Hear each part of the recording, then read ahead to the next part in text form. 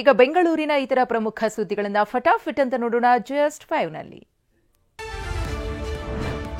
ಒಡಿಶಾದಿಂದ ಬೆಂಗಳೂರಿಗೆ 60 ಕೆಜಿ ಅಕ್ರಮ ಗಾಂಜಾ ಸಾಗಾಟ ಮಾಡುತ್ತಿದ್ದ ಮೂವರನ್ನ ಆಂಧ್ರಪ್ರದೇಶ ಪೊಲೀಸರು ಬಂಧಿಸಿದ್ದಾರೆ.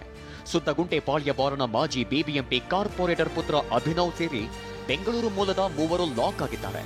2 ಕಾರ್, ನಗದು, 7 ಮೊಬೈಲ್ ಸೇರಿ ಸುಮಾರು 44 ಲಕ್ಷ ಮೌಲ್ಯದ ವಸ್ತುಗಳನ್ನು ಪೊಲೀಸರು ಜಪ್ತಿ ಮಾಡಿದ್ದಾರೆ. ಸಾರ್ವಜನಿಕ ಆಸ್ಪತ್ರೆ ಆವರಣದಲ್ಲಿ ಸುಮಾರು 70 ಮರಗಳ ಮಾರಣ ಹೋಮ ಆಗಿದೆ.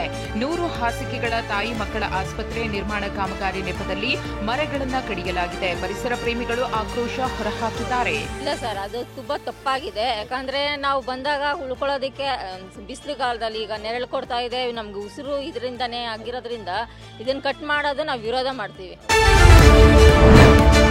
ಸಾಮಾನ್ಯ ಜನರಿಗಾಗಿ ಬಿಬಿಎಂಪಿ ಕೈಗೆತ್ತಿಕೊಂಡಿದ್ದ ಸಮುದಾಯ ಭವನ ದುಸ್ಥಿತಿ ತಲುಪಿದೆ. ಪುಲಕೇಶಿ ನಗರದ ಕಾಕ್ಸ್ಟೌನ್ ಸರ್ಕಲ್ ಬಳಿ 2 ವರ್ಷದ ಹಿಂದೆ ಕಾಮಗಾರಿ ಆರಂಭಿಸಲಾಗಿತ್ತು. ಇದೀಗ ಅರ್ಧಂಬರ್ಧ ಕಟ್ಟಡ ಕಟ್ಟಿ ಕೈಬಿಟ್ಟಿರುವ ಪಾಲಿಕೆ ವಿರುದ್ಧ ಜನ ಕಿಡಿಕಾರಿದ್ದಾರೆ. ರಾತ್ರಿ ಆದ್ರೆ ಅಕ್ರಮ ಚಟುವಟಿಕೆಗಳ ಅಡ್ಡಿಯಾಗಿ ಮಾರ್ಪಾಡಾಗ್ತಿದೆ.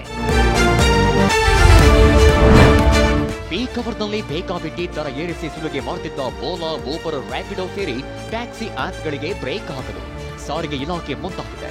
ಸಾರಿಗೆ ಸಚಿವರ ಸೂಚನೆ ಮೇರೆಗೆ ಏಕರೂಪ ಪ್ರಯಾಣ ದರ ನಿಗದಿಪಡಿಸಿ ಸರ್ಕಾರಕ್ಕೆ ಪ್ರಸ್ತಾವನೆ ಸಲ್ಲಿಸಿದೆ. ಸಮಿತಿಲಿ ಪ್ರತಿಯೊಂದು ಅಂಶಗಳನ್ನ ಗಮನಿಸಿ ಎಲ್ಲರನ್ನೂ ನಾವು ಕರೆದು ಅವರ ಹತ್ರ ಚರ್ಚೆ ಮಾಡಿ ನಂತರ ಒಂದು ದರ ನಿಗದಿಪಡಿಸಿ ಈಗಾಗಲೇ ಸರ್ಕಾರಕ್ಕೆ ಒಂದು ವರದಿಯನ್ನು ಮಂಡಿಸಲಾಗಿದೆ.